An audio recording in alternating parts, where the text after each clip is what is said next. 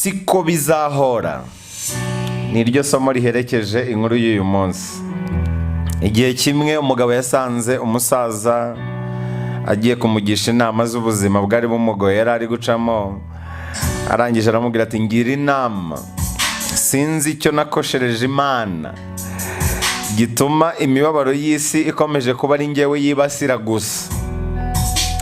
Umusaza atega amatwi aramwumva neza, arangije aramufata amujyana mu gikari cyiwe atangira kumuhata ibibazo. Umusaza aratangira ati ese ufite umwana? Umugabo ati yego rwose ndamufite.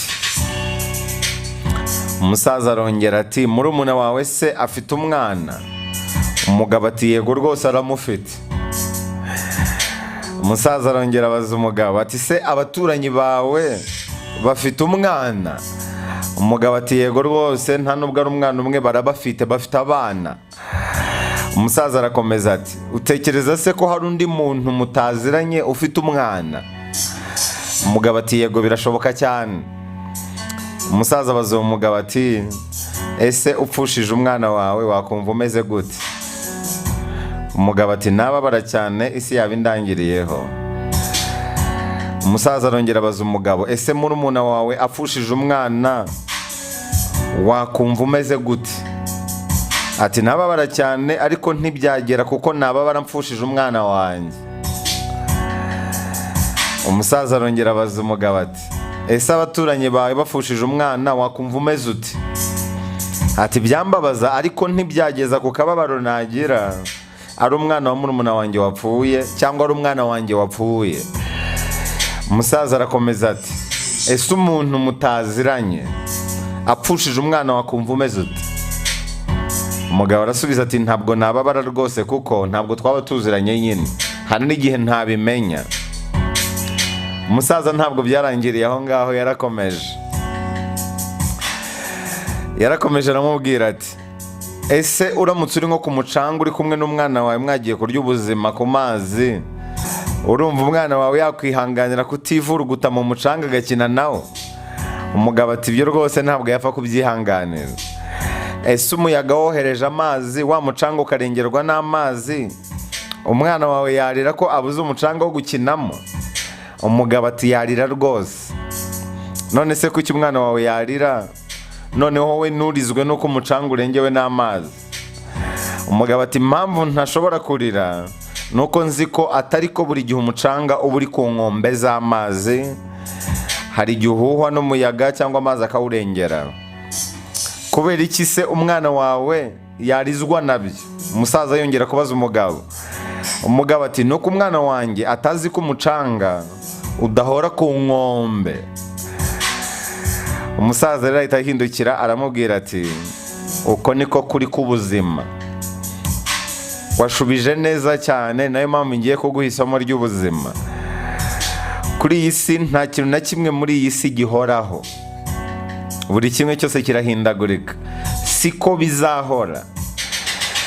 Iyo wiyegereje ikintu runaka cyangwa umuntu runaka, uko byagenda kose ugomba kwirengera ingaruka. Ikintu cyose mufite ahantu muhuriye, mufitanye isano, kukibura birakubabaza, ariko ku wundi muntu badafitanye isano nta kintu biba bivuze. Ibitubabaza nonaha ntabwo ari byo bibabaza uriya. Buri wese ababazwa n'ibimureba, buri muntu wese ababazwa n'ikimwegereye. Abantu n'ibintu rero bifite ahantu bihuriye nawe, iteka ryose bihora bihindagurika. Uyu munsi biraza, ejo bikagenda. Ntukizere uburambe kuri iyi si. Siko bizahora. Uyu munsi urababaye kubera ikintu runaka, ariko ejo uzashimishwa n'ikindi runaka. Uyu munsi hari ikigushimishije nonaha, ariko mu kanya kari imbere hari igishobora kuza kukubabaza. Iby'isi byose bihora bihindagurika. Icyo dusabwa ni uguhora tuzirikana ko ibyiza n'ibibi bihora bisimburana, kandi ko atari ko bizahora. Nijya nkunda kubabwira ngo nta munsi mwiza ubaho, ahubwo nuko uba warebye kure y'ibibi byawo. Nta n'umunsi mubi ubaho, ahubwo nuko warebye kure y'ibyiza byawo. Ikikwegereye nicyo kikubabaza kurushaho. Kuba nonaha hari umwana wavutse, abantu bakaba bari kwishima, ntibibujije ko hari undi muntu wapfuye abantu bakaba bari kurira. Ikikwegereye nicyo gituma umunsi ushobora kuwita mwiza cyangwa ukawita mubi.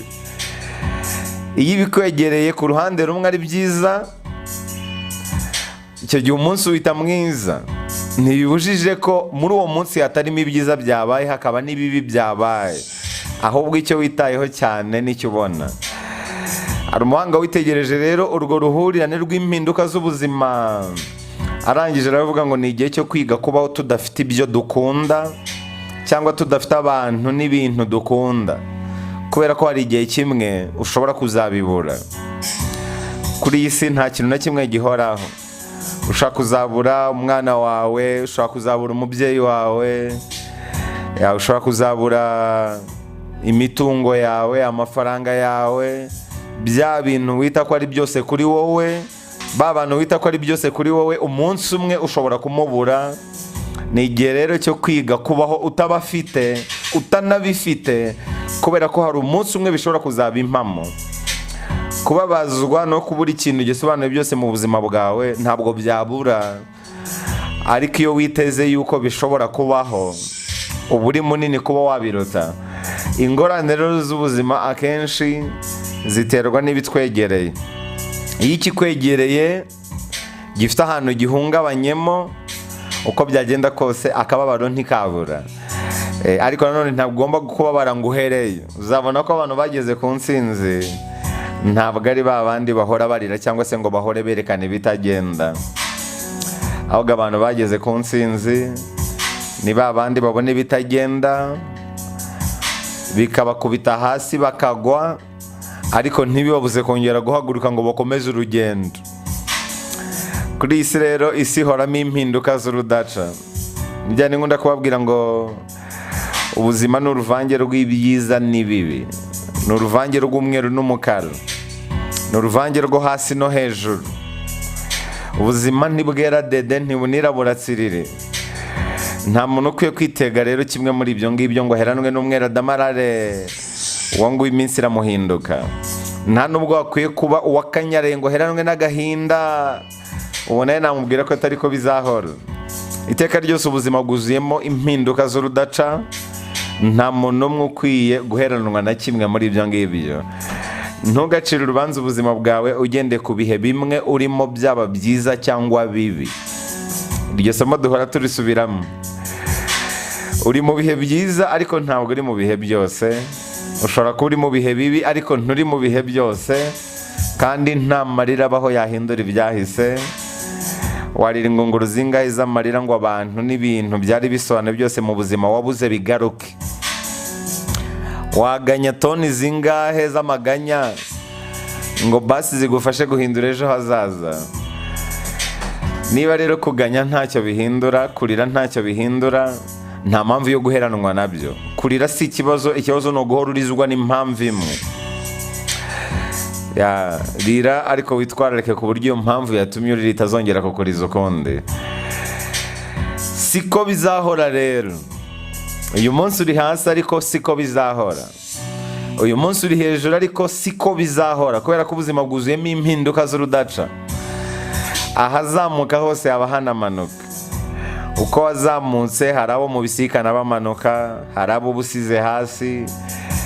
Ni igihe cyo gutangira kwiga kwiyoroshya uko tuzamuka, kubera ko atari ko bizahora. Ni igihe cyo gutangira kwikomeza uko tumanuka, kubera ko atari ko bizahora.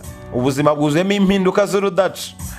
Nta muntu umwe ukwiye guheranwa n'ibihe bimwe, nta n'umwe rwose. Ibibazo rero ku ruhande rumwe bigomba kutugira abanyembaraga kugira ngo tubashe kumva icyanga cy'ubuzima neza. Burya ubuzima ntibwaryoha nta bibazo, ni kimwe n'uko ibiryo nta munyu bitaryoha. Ibibazo rero ni umunyu w'ubuzima. Umunyu ni umunyu w'ibiryo nyine, niwo utuma twumva icyanga cy'ibiribwa, ariko ibibazo nabyo bituma twumva icyanga cy'ubuzima. Nta bibazo burya ubuzima nta kintu bwaba busobanuye. Ibyiza tugeraho tubyishimira kubera ibibi twahuye nabyo.